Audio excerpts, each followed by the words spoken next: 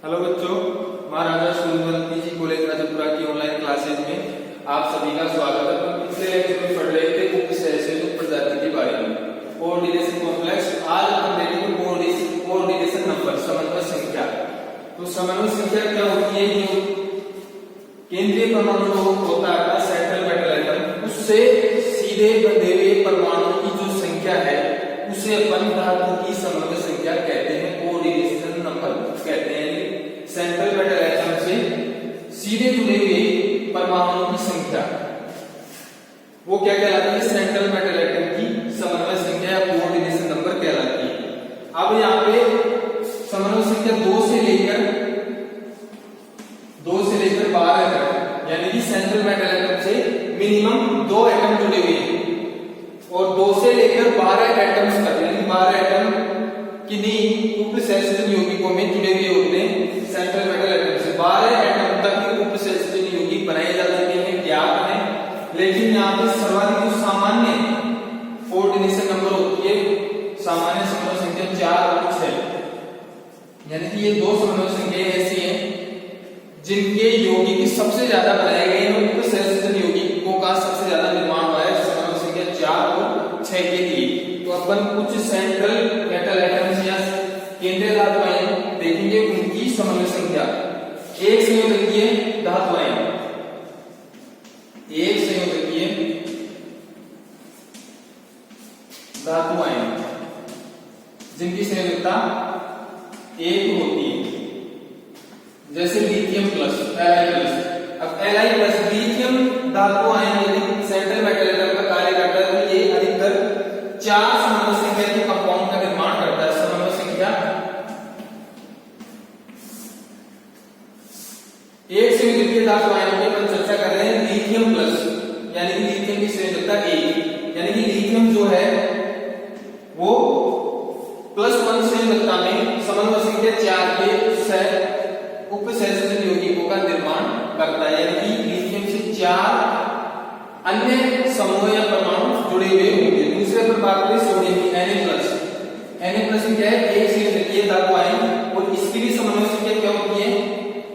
4, यानी सोडियम जो है वो 4 परमाणुओं से बॉन्ड बनाकर रखेगा, यानी 4 एटम्स से ऐसे जुड़े हुए होंगे जो सेंट्रल मेटल एटम को सोडियम को lone pair of electron donate करेंगे और सोडियम जो है lone pair of electron accept करेगा। अगला देखिए अपना कॉपर प्लस जो है वो समन्वय संख्या 2 में भी उपसहसयुग यौगिकों का निर्माण करता है और समन्वय संख्या 4 में भी उपसहसयुग यौगिकों का निर्माण करता है। Ag+ समन्वय संख्या 2, यानी कि Ag जो है सिल्वर, केवल Ag+ आयन समन्वय संख्या 2 में ही उपसहसयुग यौगिकों का निर्माण करता है। +4 में इसके उपसहसयुग यौगिक अभी तक नहीं बनाए गए हैं। अब अपन बात करेंगे द्विसंयोजकीय धातुएं जिनकी संयोजकता 2 होती है, द्विसंयोजकीय धातुएं और उनकी समन्वय संख्या।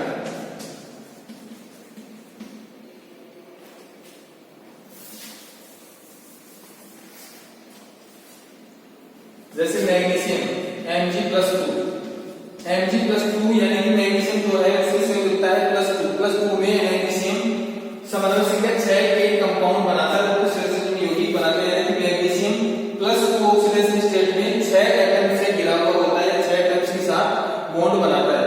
उसके बाद Fe+2, यानी कि जिनकी संयोजकताएं 2 होती है। Fe जो है वो भी समन्वय संख्या 6 के साथ उपसहसयुग यौगिकों का निर्माण करता है।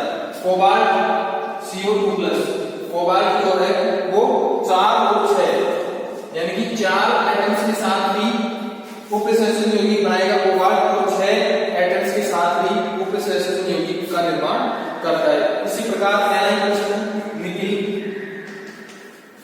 निकिल जो है वो 4 और 6, 2 समन्वय संख्याओं के साथ अलग अलग प्रकार के उपसहसयुग यौगिक बनाता है। इस प्रकार से काफी सारे आयन्स मिलेंगे आपको धातु आयन +2 ऑक्सीडेशन स्टेट में, और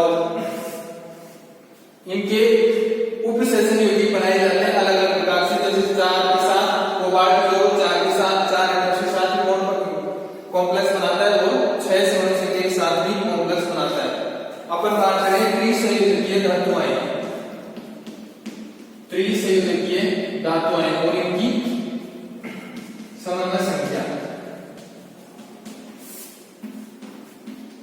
समन्वय संख्या।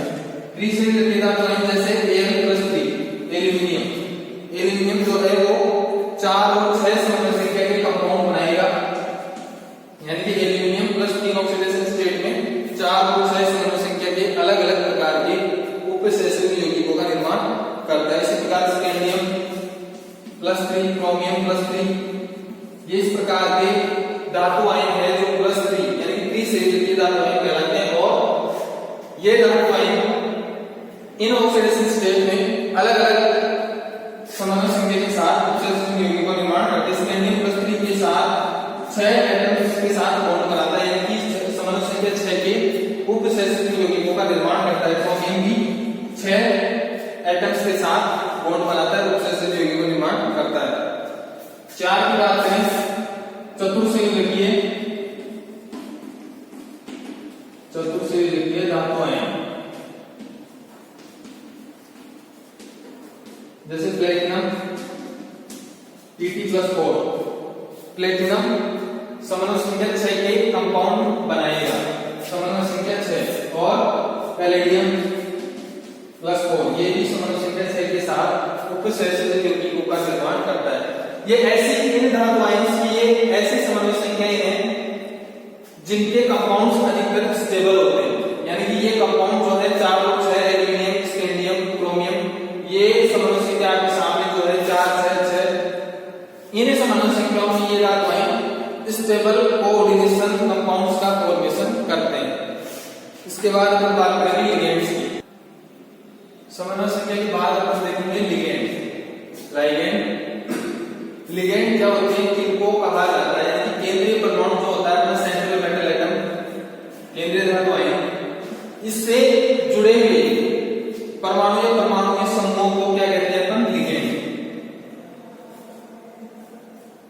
अपन एल का मतलब लिगेंड, यानी कि केंद्रीय धातु परमाणु से सीधा जुड़ा हुआ कोई भी परमाणु या परमाणु का समूह क्या कहलाता है, लिगेंड। अब लिगेंड जो है वो अधिकतर ऋणायन या उदासीन परमाणु या अणु होते हैं, यानी कि नेगेटिव या न्यूट्रल। उदासीन या ऋणायन जो होते हैं वो क्या होते हैं, लिगेंड की श्रेणी में आते हैं। यानी कि लिगेंड एक तरह से अपन बात करें तो लेविस एसिड और लेविस बेस के आधार पर यदि समझे तो लेविस एसिड और लेविस बेस। लेविस एसिड अपन एसिड बेस में पढ़ते हैं, लेविस एसिड और लेविस बेस। लेविस एसिड उसको उस एटम को कहा जाता है जो अपनी तरफ से यानी कि इलेक्ट्रॉन जो एक्सेप्ट करता है, इलेक्ट्रॉनों को जो एटम एक्सेप्ट करता है उसको अपन लेविस एसिड कहते हैं। और जो एटम इलेक्ट्रॉन से डोनेट करता है उसको क्या कहते हैं, लेविस बेस। यानी कि अपन लिगेंड्स को क्या कह सकते हैं, लेविस बेस भी कह सकते हैं। मेटल आयन, केंद्रीय धातु आयन को अपन क्या बोल सकते हैं, या लेविस एसिड, यानी कि लेविस एसिड भी कहा जाता है यहाँ पे मेटल और लिगेंड। अब ऋणायन और उदासीन अणु, यानी कि ऋणायन के पास नेगेटिव चार्ज होता है, एक्स्ट्रा इलेक्ट्रॉन होते हैं जिनको वो डोनेट करना चाहता है, उस जगह में जाता है। और ऋणायन जो उदासीन अणु होते हैं वो किसका काम करते हैं, लेविस बेस का, यानी कि लिगेंड का। और जो यहाँ पे मेटल आयन जो है वो किसका कार्य करता है, इलेक्ट्रॉन एक्सेप्टर का, ग्राही का। तो यहाँ पे लेविस एसिड और केंद्रीय धातु आयन इनका एक समान कार्य है कि इलेक्ट्रॉनों को ग्रहण करना, एक्सेप्ट करना। तो यहाँ पे लेविस एसिड कौन हुआ, मेटल आयन, केंद्रीय धातु आयन और लेविस बेस लिगेंड। अब यहाँ पे लेविस बेस जो है लिगेंड अपना, वहां से इस उपसंयोजक बंध को एक तीर के द्वारा प्रदर्शित किया जाता है। जो एरो की दिशा जो है वो मेटल आयन की तरफ होती है, यानी कि इसका मतलब ये है कि इलेक्ट्रॉनों का जो विचलन है, इलेक्ट्रॉन जो जा रहे हैं उनकी दिशा क्या है, लिगेंड से मेटल आयन की ओर। यानी कि लिगेंड किस तरफ से इधर जा रहे हैं, लिगेंड से लेविस बेस से लेविस एसिड केंद्रीय धातु आयन की तरफ जा रहे हैं। यानी कि इलेक्ट्रॉनों का विचलन किस तरफ है, लिगेंड से मेटल आयन की तरफ। लेकिन ये जो तीर है ये किसको डिनोट कर रहा है, उपसंयोजक बॉन्ड को। तो यहाँ पे अधिकतर सामान्य जो लाइन होती है इसी को उपसंयोजक बंध को प्रदर्शित करने के लिए काम में लिया जाता है, क्योंकि उपसंयोजक बंध जो है वो सहसंयोजक बंध का ही एक प्रकार है, टाइप किलेटी लिगेंड जो होते हैं उनमें वो किलेटी लिगेंड मेटल आयन के साथ एक उपसहसंयोजक बंध बनाने के बाद यदि उसके साथ सहसंयोजक बंध भी बनाते हैं तो उन दोनों बॉन्ड्स में अंतर स्पष्ट करने के लिए अपन कोऑर्डिनेशन बॉन्ड को तीर द्वारा और सामान्य जो सहसंयोजक बंध उसको एक लाइन द्वारा प्रदर्शित करते हैं यदि कोई किलेटी लिगेंड सेंट्रल मेटल आयन से जुड़ा हुआ हो। तो ये भी कहानी मेटल और लिगेंड की, यानी कि लिगेंड जो है वो इलेक्ट्रॉन डोनेट करता है, यानी कि लिगेंड ऐसी प्रजाति है जिसके ऊपर कम से कम एक लोन पेयर ऑफ इलेक्ट्रॉन जरूर प्रेजेंट होता है, यानी कि इसके ऊपर एक लोन पेयर इलेक्ट्रॉन पाया जाता है जिसको ये डोनेट करना चाहता है। और डोनेट किसको करता है? सेंट्रल मेटल आयन को, केंद्रीय धातु आयन को डोनेट करता है। मेटल आयन के पास ऑक्सीडेशन स्टेट में, अलग अलग ऑक्सीडेशन स्टेट में रिक्त ऑर्बिटल्स पाए जाते हैं जिनमें ये electron loan pair of electron को एक्सेप्ट करता है। तो अब इसके बाद अपन लिगेंड के प्रकार देखेंगे कि लिगेंड जो है वो कितने प्रकार के होते हैं। अब देखेंगे अपन लिगेंड के प्रकार, types of ligand. Types of ligand, अब इनके प्रकार जो है वो इस पे निर्भर करते हैं कि ये जो मेटल आयन है इसके साथ बंध बनाने के लिए, कोऑर्डिनेशन बॉन्ड बनाने के लिए लिगेंड जो है वो अपने कितने एटम्स का उपयोग करता है, कितने एटम्स को काम में लेता है। यदि यहाँ पे लिगेंड जो है वो अपने यदि एक ही परमाणु को मेटल आयन के साथ बॉन्ड बनाने के लिए काम में लेता है तो वो लिगेंड क्या कहलाएगा? एक तत्व लिगेंड, यानी कि एक ही एटम्स को काम में लेगा कोऑर्डिनेशन बॉन्ड का फॉर्मेशन करने के लिए। और यदि लिगेंड जो है वो अपने दो एटम्स को बॉन्ड बनाने के लिए काम में लेता है तो ऐसे लिगेंड क्या कहलाएंगे? द्वितंतुक लिगेंड। और दो से ज्यादा एटम्स का यदि वो उपयोग करता है सहसंयोजक बंध बनाने के लिए तो वो बहुतंतुक लिगेंड की श्रेणी में आते हैं। तो इस प्रकार से हम देखेंगे कि लिगेंड जो है वो अपने कितने एटम्स का उपयोग करके सेंट्रल मेटल आयन के साथ कोऑर्डिनेशन बॉन्ड का फॉर्मेशन करता है। उसके आधार पर इनके प्रकार हैं। पहला टाइप पढ़ रहे हैं हम एक तंतुक लिगेंड, मोनोडेंटेट लिगेंड, एक तंतुक लिगेंड।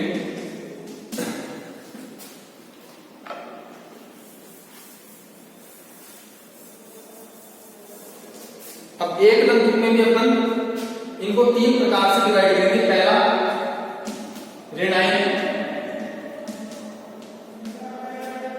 दूसरा उदासीन लिगेंड, यानी कि एक तंतुक लिगेंड में ऐसे लिगेंड जो अपने एक एटम का उपयोग करते हैं उनके सहसंयोजक बंध बनाने के लिए। और उनके एग्जाम्पल क्या क्या है? यदि अपन ऋणायन लिगेंडों की बात करें तो F minus, Cl minus, Br minus, I minus, ये क्या है? एक तंतुक लिगेंड ये एग्जांपल है। और वो भी कौन से? ऋणायन लिगेंड, यानी कि ऋणायन ligand F minus, Cl minus, Br minus, OH minus, Cn minus, ये क्या है? एक तंतुक लिगेंड और ऋणायन लिगेंड कहलाते हैं। इसके बाद अपन बात करें उदासीन लिगेंड की। उदासीन लिगेंडों में कौन-कौन जिनके ऊपर कोई चार्ज नहीं होगा, ना ही पॉजिटिव और ना ही नेगेटिव। H2O जल्दी क्या करता है? लिगेंड का कार्य करता है। ROH जल और ROH R2CO ये क्या है? ये भी एक तंतुक लिगेंड के उदाहरण, यानी कि ये जो लिगेंड है वो अपने एक एटम्स का ही उपयोग करते हैं सेंट्रल मेटल आयन के साथ बॉन्ड बनाने के लिए। यहाँ पे जल जो है वो अपने ऑक्सीजन एटम का उपयोग करता है मेटल आयन के साथ बॉन्ड बनाने के लिए। NH3 R NH2, NH3 R NH2, ये क्या है? एक तंतुक लिगेंड। और उदासीन लिगेंड की श्रेणी में आते हैं। अब इसका तीसरा टाइप बात करें हम धनायन लिगेंड। ऐसे लिगेंड जो अपने एक एटम का उपयोग करते हैं कोऑर्डिनेशन बॉन्ड बनाने के लिए। धनायनों में NO प्लस। अब ये इस प्रकार के लिगेंड है जो हमेशा किसी भी सेंट्रल मेटल आयन के साथ बॉन्ड बनाए हमेशा अपने एक एटम का ही उपयोग करेंगे। ऋणायन लिगेंडों में F minus, Cl minus, Br minus, I minus. उदासीन लिगेंडों में H2O, ROH,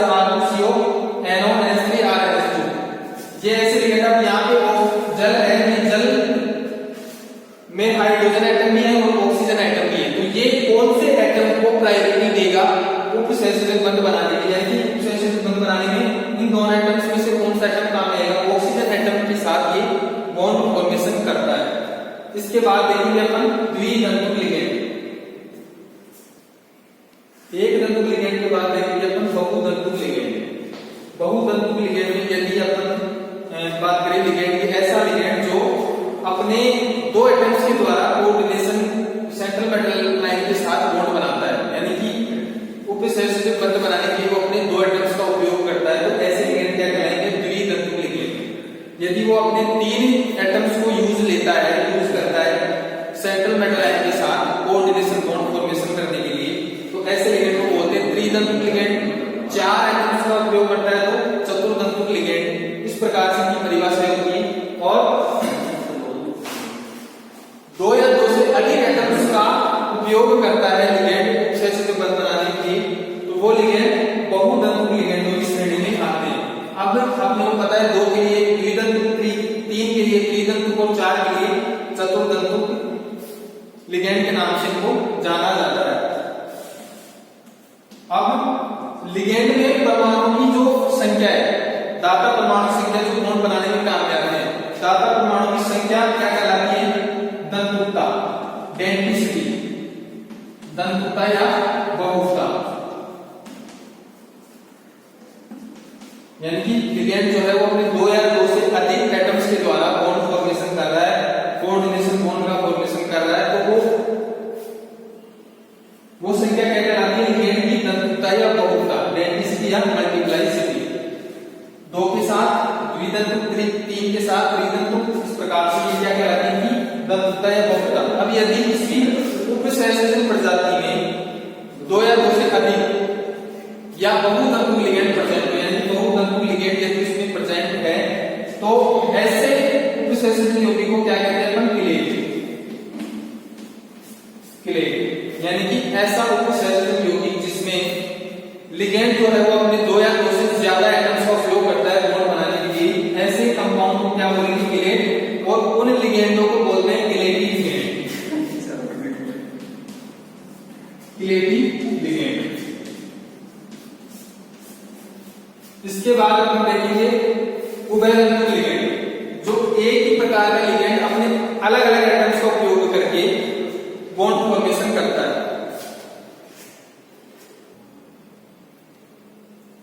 लास्ट प्रकार इसका तीसरा उभयतंतुक लिगेंड, एम्फीटेंटेट लिगेंड। उभयतंतुक का मतलब है कि एक ही लिगेंड जो है वो अपने अलग अलग एटम्स का उपयोग करके धातु आयन के साथ बॉन्ड बना सकता है। एग्जांपल है अपन CNS- और NCS-। ये क्या है, उभयतंतुक लिगेंड के एग्जांपल है। उभयतंतुक लिगेंड मतलब वो एक ही लिगेंड जो है वो अपने अलग अलग एटम्स का उपयोग करके मेटल आयन्स के साथ बॉन्ड बना सकता है। यानी कि इन एग्जांपल्स में सल्फर और नाइट्रोजन, सल्फर नाइट्रोजन, इनका उपयोग करके ये लिगेंड धातु आयन के साथ बॉन्ड बना सकते हैं, बॉन्ड का निर्माण करते हैं। CNS जो है वो एक बार सल्फर का उपयोग करके उपसहसंयोजक यौगिक का निर्माण करता है, और दूसरी बार में नाइट्रोजन का उपयोग करके उपसहसंयोजक यौगिक का निर्माण करता है। तो ये थे अपने पास एम्फीटेंटेट लिगेंड के एग्जांपल, जो लिगेंड एक ही है लेकिन वो अपने अलग अलग एटम्स का उपयोग करके उपसहसंयोजक यौगिकों का निर्माण करता है। इसके बाद अपन ये लिगेंड टाइप है, इसके बाद अपन पढ़ेंगे उपसहसंयोजक समन्वय क्षेत्र, समन्वय मंडल या उपसहसंयोजक क्षेत्र। इसके अपन अगले